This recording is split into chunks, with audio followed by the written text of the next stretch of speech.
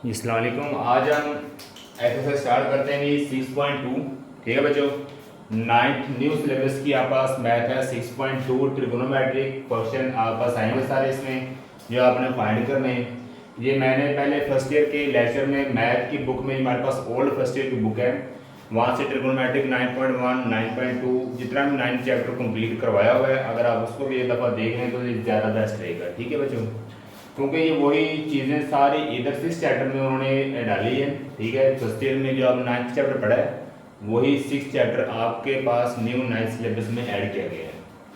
तो यहाँ पे आप पास एक ट्रायंगल दी गया है, राइट ट्रायंगल, कि मेरे पास एक लाइन हॉरिजॉन्टल है और एक लाइन क्या आ रही है, वर्टिकली आ रही है। आप जानते हैं जब एक लाइन हॉरिजॉन्टल होती है एक लाइन वर्टिकल होती है, वो दोनों आपस में मिलकर कौन सा एंगल बनाती है, 90 का। ठीक है, 90 डिग्री का आपके पास वो क्या बनाएंगे, एंगल बनाएंगे। तो यहाँ पे मेरे पास एंगल एक और दिया गया, अभी थीटा दिया गया है और एक मेरे पास एंगल फाई दिया गया है। ठीक है, एक एंगल थीटा है और एक एंगल फाई है। हमेशा बच्चों याद रखना 90 डिग्री के एंगल के सामने हमेशा क्या होगा भाई, वितर होगा। उर्दू में आप वितर पढ़ेंगे, अगर आप इसको इंग्लिश में लिखेंगे तो हाइपोटेनियस, अरे नाम सुना होगा। ठीक है, 90 डिग्री के एंगल के सामने हमेशा पास जो रिजल्टेंट लाइन होती है वो किसको लव करती है, वितर को, मतलब कि हाइपोटेनियस। ये मेरे पास हाइपोटेनियस है।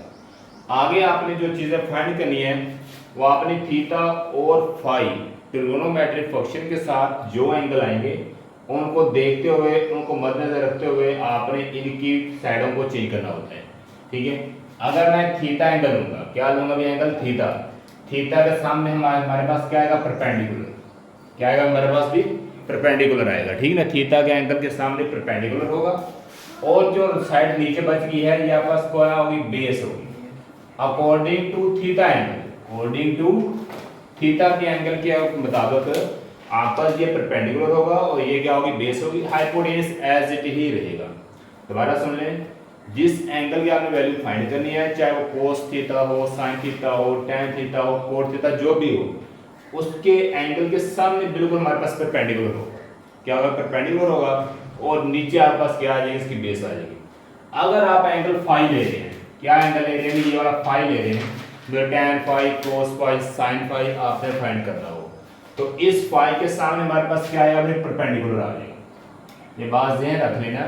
ठीक है, जो एंगल, जिस एंगल की आप वैल्यू फाइंड करने जा रहे हैं उस एंगल के सामने वाली साइड हमेशा क्या होगी, परपेंडिकुलर होगी। जैसे थीटा के सामने वाली साइड परपेंडिकुलर है, ऐसी फाई के सामने वाली साइड क्या होगी, परपेंडिकुलर। ये वाली हाइपोटेन्यूस ही रहेगी। अगर ये perpendicular according to phi angle, या अकॉर्डिंग टू फाई एंगल मेरे पास ये वाली साइड परपेंडिकुलर है, तो अकॉर्डिंग टू फाई ये वाली साइड क्या बनेगी, बेस बनेगी। अकॉर्डिंग टू फाई के मुताबिक ये वाली साइड क्या बनेगी, फिर बच्चों बेस बनेगी। अब आपको ये ट्रायंगल समझ आ गई होगी। अब बारी बारी आप इनकी वैल्यू फाइंड करेंगे। मेरे पास पहले आ जाती है साइन थीटा, सेकंड पे आएगा कि कोस थीटा, थर्ड पे आपने फाइंड करना भी टेन थीटा। ठीक है, फिर आपने 4 पे फाइंड करना भी सीकेंट थीटा, उसके बाद फिर कोसिक थीटा, सीकेंट थीटा, फिर आप 5 पे फाइंड करेंगे कोसिक थीटा, कोसिकेंट थीटा। ये आपके पास कौन सी वैल्यू प्रेजेंट हो रही है, सारी भी थीटा की हो रही है, जो कि आपके क्वेश्चन 1 में ए पार्ट में दी गई है। क्वेश्चन 1 के ए पार्ट में मतलब आपने सारी value A B C, 3 triangle होंगी, तीनों की बस ये वैल्यू चेंज होंगी, बाकी आपने सेम ही काम करना है। तो यहाँ पे बच्चों कुछ और चीज़ें बुनियादी आपने उनको ज़हन में रखना है। कैसे, मेरे पास साइन थीटा इक्वल, आपका साइन थीटा इक्वल होता है भी ओ के, किसकी इक्वल आएगा भी, ओ के।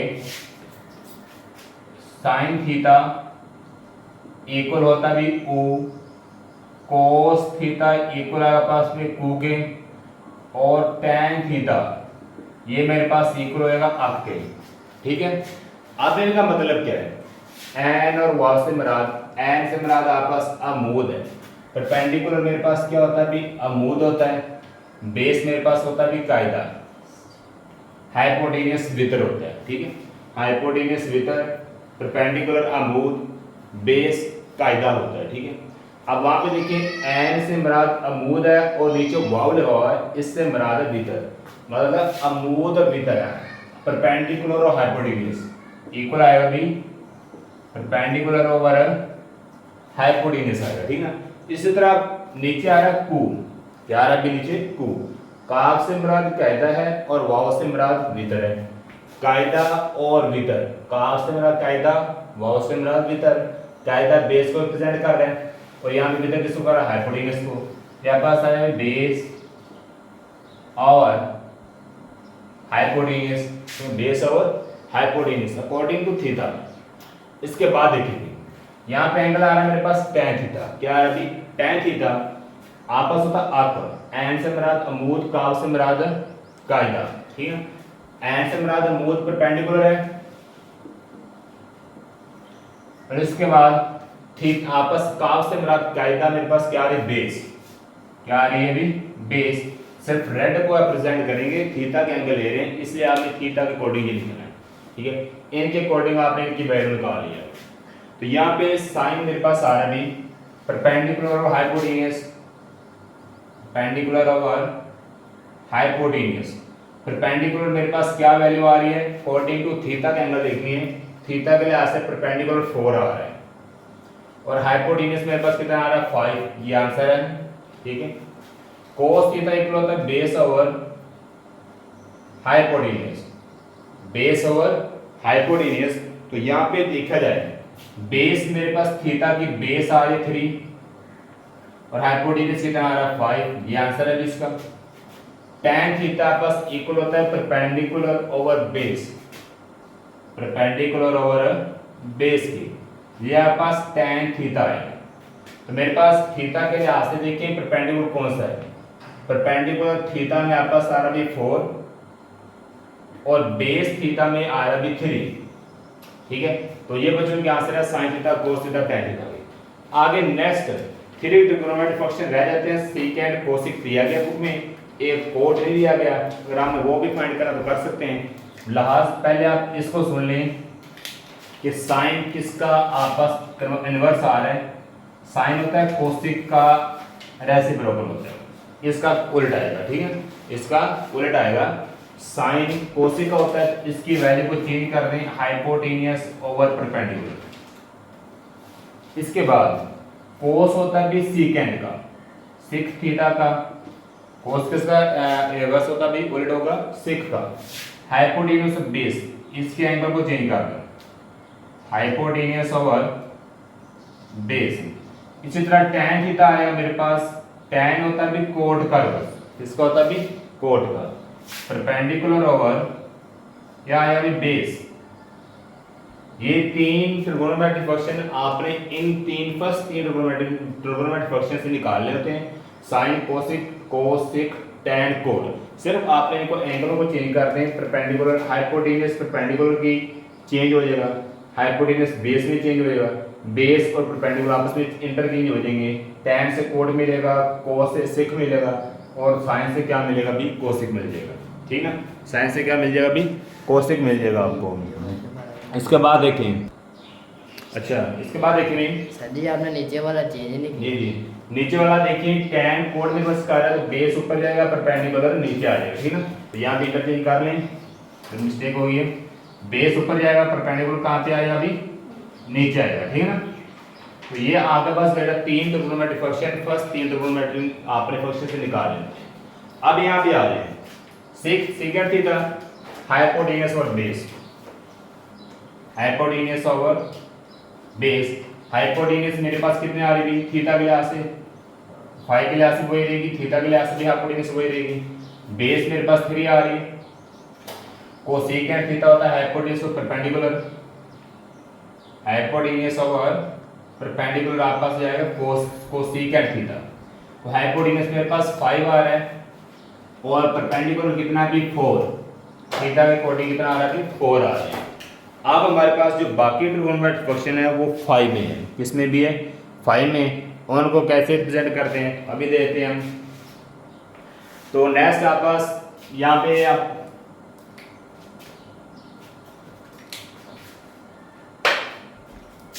पहला मेरे पास सारा भी 6 में लिखेंगे आप, क्या है मेरे पास भी 6 में कोट 5, इसके बाद 7 पे आ रहा है tan 5, ठीक है। 8 पे आ रहा है अभी कोट tan और 8 में क्या आ रहा है कोसेकेंट फाई। इसके बाद 9 पे आ रहा है अभी 9 पे आ रहा है सेकेंट फाई और लास्ट पे 10 पे आएगा कोस फाई। क्या है अभी कोस फाई आएगा, ठीक ना। अब यहाँ पे देखें आप, अब यहाँ पे देखें भी हमारे पास एंगल दिया है फाई, पहले थीटा के लिए लिहाज से पता चल गया बेटा। अब मेरे पास एंगल आ रहा है फाई सारा, ठीक है। तो फाई के लिए मैंने पहले ही चेंज कर दिया है कि ये मेरे पास परपेंडिकुलर है, ये बेस है। ओनली फाई के लिए एंगल के सामने परपेंडिकुलर ये होगा, पहले बेस था मेरे पास थीटा के लिहाज से, अब ये परपेंडिकुलर होगा, ये हाइपोटेन्यूस ही रहेगा, ये बस बेस बनेगा फाई के एंगल के लिहाज से, ये बेस है। तो यहाँ पे जो मैंने तो फार्मूला लिखे हुए हैं साइन कोस टैन कोसिक सेक और कोट वो एज इट ही रहेंगे, सिर्फ आप थीटा की जगह इस थीटा की जगह क्या लिख देंगे फाई लिख देंगे, ठीक ना, बाकी एज इट रहेगा। बस ये चेंज करना पड़ेगा इधर क्योंकि एंगल वही रहेगा। यहाँ पे क्या है अभी फाई, यहाँ पे फाई, यहाँ पे फाई और इसके बाद नीचे भी फाई फाई फाई, एंगल कोई भी हो सकता है, ठीक है ना, सिर्फ एंगल चेंज करना पड़ेगा। बाकी यहाँ पे मैंने चेंजिंग की है, इसमें चेंजिंग करने की जरूरत नहीं है क्योंकि परपेंडिकुलर बेस में इधर चेंज कर दिया है, या उसमें चेंज कर ली या इसमें चेंज कर ली, एक ही चीज है। अच्छा कोड फाई इक्वल किसके होगा पास, ठीक है। तो ये पहले मिस्टेक है, इधर कोट आएगा, ठीक है, टैन क्योंकि कोट का इन्वर्स है कोट फाई, ठीक है। ये अब हमारे पास क्या है कोट फाई आएगा। तो यहाँ पे अब आप देखें भी मेरे पास आ रहा है कोट फाई इक्वल होता है base over perpendicular, base over perpendicular किसके अकॉर्डिंग देख रहे हैं फाई के अकॉर्डिंग। तो बेस कौन सी है फाई में, ये वाली बेस है फाई में, कितने आ रही है 4 और परपेंडिकुलर कितनी आ रही है फाई में 3, तो ये इसका आंसर है 4/3 आपस किसका आंसर आ रहा है अभी tan फाई का आ रहा है, ठीक ना, सॉरी कोट फाई का आ रहा है, किसका आ रहा है अभी कोट फाई का आंसर कितना आ रहा है मेरे पास 4/3 ही आएगा, ठीक है। क्या बनेगा बेस ओवर परपेंडिकुलर बन रहा है आपके पास। अच्छा इसके बाद देखिए भी नेक्स्ट वैल्यू आ रही है मेरे पास tan फाई, क्या आ रहा है अभी tan फाई, ठीक है। अब यहाँ पे tan फाई ये दिया गया, ठीक है, tan फाई होता है perpendicular over base, perpendicular divided by base. तो परपेंडिकुलर फाई में देखना वो मेरे पास कितना आ रहा है 3 आ रहा है और बेस कितना आ रहा है फाई में, फाई की बेस आ रही 4, ये हमारे पास आएगा भी 3/4 आएगा। अगर tan थीटा की बात करते हैं यहाँ पे 4/3 है, tan फाई की बात करते हैं तो 3/4 है। अब आ रही कोसिक फाई पे, कोसिक फाई की वैल्यू आ रही है हाइपोटेन्यूस डिवाइडेड बाय परपेंडिकुलर, ये मेरे पास कोसिकेंट फाई है। तो हाइपोटेन्यूस फाई में देखना आपने फाई ही रहेगा, हाइपोटेन्यूस सेम ही रहेगा अभी, परपेंडिकुलर फाई में आ रहा है 3, इसके बाद सेकेंड फाई मेरे पास आ रहा है अभी हाइपोटेन्यूस डिवाइडेड बाय बेस, ठीक है बच्चों, हाइपोटेन्यूस डिवाइडेड बाय बेस आ रहा है। तो हाइपोटेन्यूस आप फाई के एंगल में देखेंगे, हाइपोटेन्यूस दोनों का थीटा के लिए भी और फाई के लिए यही यूज होगा, ठीक है, थीटा के लिए फाई की हाइपोटेन्यूस सेम ही रहेगा। हाइपोटेन्यूस मेरे पास 5 आ रहा है, बेस मेरे पास कितनी आ रही है फाई के एंगल यहाँ से 4, तो ये आएगा 5/4 आएगा बस इसका आंसर, ठीक है।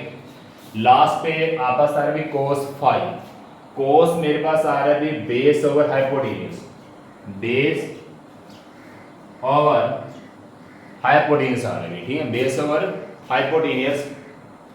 तो यहाँ पे मुझे देखा है मेरे पास बेस और हाइपोटेन्यूस है, बेस मेरे पास फाई के लिहाज से, बेस फाई के लिहाज से कितनी आ रही है 4, इसलिए आप लिखेंगे 4 और हाइपोटेन्यूस मेरे पास पता है भीतर कितना 5 दिया गया है और आप एज इट ही 5 लिख देंगे, 4/5 आ जाएगा। तो ये फाई के लिहाज से आपने एंगल सारे रिप्रेजेंट किए और यहाँ पे थीटा के लिहाज से आपने सारे वैल्यू पुट की हैं, ठीक है। अब इसमें कोई भी आपको प्रॉब्लम नहीं होगी, सिर्फ मसला ये कि आप इस एंगल को फिक्स करना ना भूलिएगा।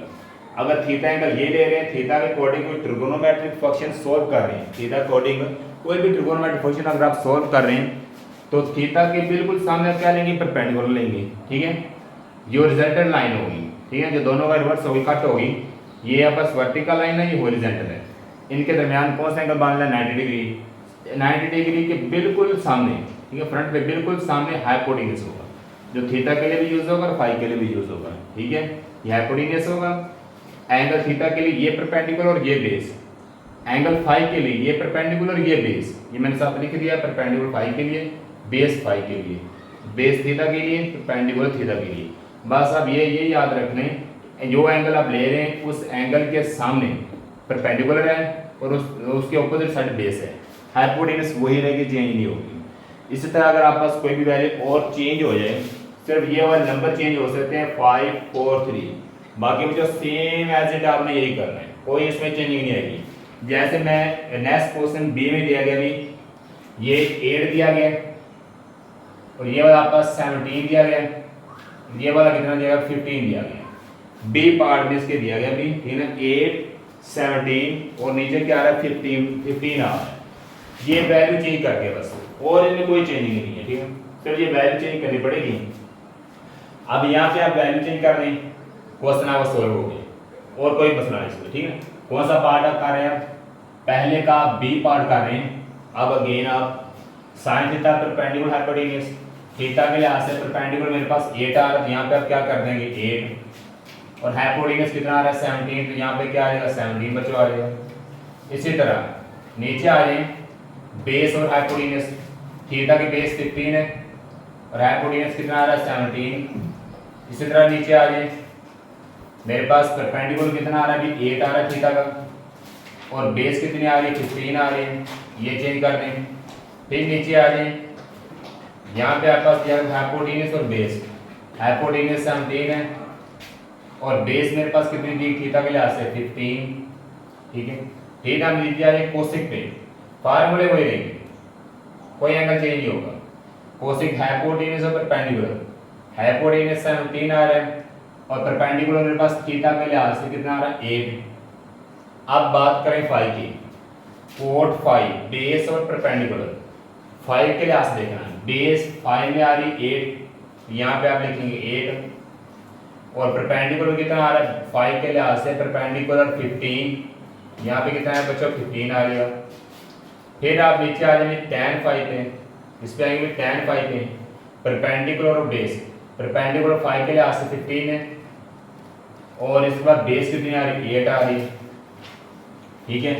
अब नेक्स्ट आ जाए कोसिक, कोसिकेंट फाई, हाइपोटेन्यूज और परपेंडिकुलर, हाइपोटेन्यूज और परपेंडिकुलर, हाइपोटेन्यूज मेरे पास सेम एज रहेगी 17 ही आएगी और परपेंडिकुलर फाई के लिहाज से वो कितना आ रहा है 15। अब नीचे आ जाए सीकेंट फाई, हाइपोटेन्यूज और बेस, हाइपोटेन्यूज मेरे पास 17 है, चेंज कर दें 17 आ जाएगा यहाँ पे, और यहाँ पे नंबर क्या रिप्रेजेंट होगा बेस की जगह 5, बेस 5 में देखेंगे 8, आप ये वाली बेस नहीं देखेंगे थीटा वाली 5 वाली, क्योंकि एंगल 5 आ रहा है मेरे पास इधर। कोस 5, कोस 5 को होता है बेस और हाइपोटेन्यूज, बेस मेरे पास 5 की 8 आ रही है, हाइपोटेन्यूज 17, यहाँ पे लिखेंगे 8 और 17, ठीक है। इसी तरह बच्चों ये क्वेश्चन नंबर आपका बी कंप्लीट हो गया। सिर्फ मैंने चेंजिंग किया कि ये नंबर चेंज किए, बाकी सारी वैल्यू एज इट ही रहेंगी, ठीक है। इसी तरह सी पार्ट अब आप वो खुद करेंगे, ठीक है। आप कमेंट में मुझे ज़ाहिर कर दें कि सी पार्ट आपने क्या, उनके आंसर क्या मेंशन हुए हैं, आप भी कोई पोस्ट कर सकते हैं, ठीक है। तो 5, 13, 12, यहाँ पे 5 नंबर आ रहा है, यहाँ पे 13 आ रहा है, यहाँ पे 12, यहाँ पे 5 है, यहाँ पे 13 है, यहाँ पे कितना आ रहा है 12 नंबर आ रहा है। आपने वही नंबर बस इधर पुट करते जाना है, बाकी सेम एज इट ऐसे ही वैल्यू देगी। बिल्कुल इजी क्वेश्चन है, जिन्होंने पहले ये 9th न्यू सिलेबस में है मुश्किल होगी, लेकिन ये बिल्कुल ही ईजी है। अगर आप शुरू से कॉन्सेप्चुअल चीज़ें समझेंगे तो आपको पता लगेगा, नहीं तो आपको जो ट्रिगोनोमेट्री कभी समझ नहीं आएगी, ठीक है। इसका कोई भी लेक्चर मिस ना करें, कोई टॉपिक मिस ना करें, कोई क्वेश्चन छोड़े ना, हर क्वेश्चन को अच्छी तरह रिप्रेजेंट करना आपने, ठीक है। बिल्कुल ईजी क्वेश्चन है। बाकी आप पास नेक्स्ट लेक्चर में आप बस इसका क्वेश्चन नंबर 2 करते हैं, फिर जितनी भी आप ट्रिगोनोमेट्रिक वैल्यू आ रही वो करेंगे सॉल्व, इनका क्वाड्रेंट भी करेंगे कि क्वाड्रेंट में वैल्यू कैसे आप फाइंड करेंगे और कैसे वैल्यू निकाल सकते हैं, ठीक है। 6.1 भी मैंने अपलोड कर दिया है, 6.2 है, इसको अच्छी तरह आप देख लेना। अगर आपको फिर भी में से कोई भी समझ ना आ रही हो कमेंट में लाजमी बताएं, ठीक है। इजी क्वेश्चन है, बस नंबर चेंज करते हैं, ये वैल्यू एंगल कैसे रिप्रेजेंट करना ये याद रखना है। ओके जी।